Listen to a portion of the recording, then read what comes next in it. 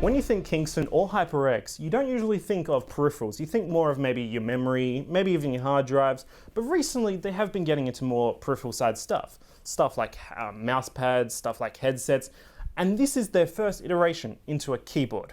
The HyperX Alloy FPS mechanical gaming keyboard.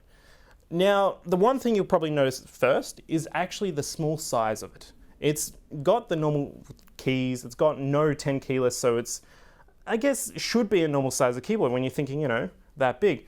But they've chucked down a lot of like the small edging stuff, a lot of the things that just make it a little bit more chunky, just so to aim it at one specific game, CSGO. Now, the thing about CSGO, and especially esports players in that game, is that they usually tilt their keyboards slightly to like the right, so they actually have more space to move their mouse, because they usually run low sensitivity, more movement, which means that they need more space. They've thought of this, they've gone, what can we do, but without reducing the 10 keyless problem? They've chucked down a lot of this empty space that a lot of keyboards actually have. And while it may kind of make it a little bit tight in some places, it doesn't really hurt the normal usage of a keyboard. You can still type really easily and fine. It doesn't really hurt it too much to like make it not worth getting if you're not playing CSGO.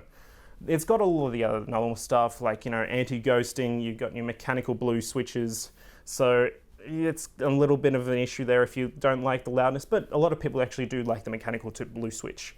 The other thing that actually stood out for me was a detachable cable. Now, that's just not a really standard thing, but no one's really thought that it's really been needed.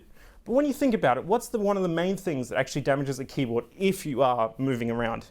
If you don't include maybe, you know, dropping it or anything like that, it's actually the cable, because you wind the cable around the keyboard and that actually damages some of the keys.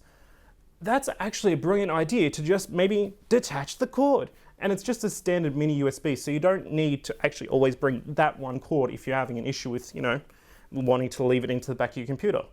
It's a brilliant idea that no one else has really thought of until now. And I think it may actually become a standard. Who knows?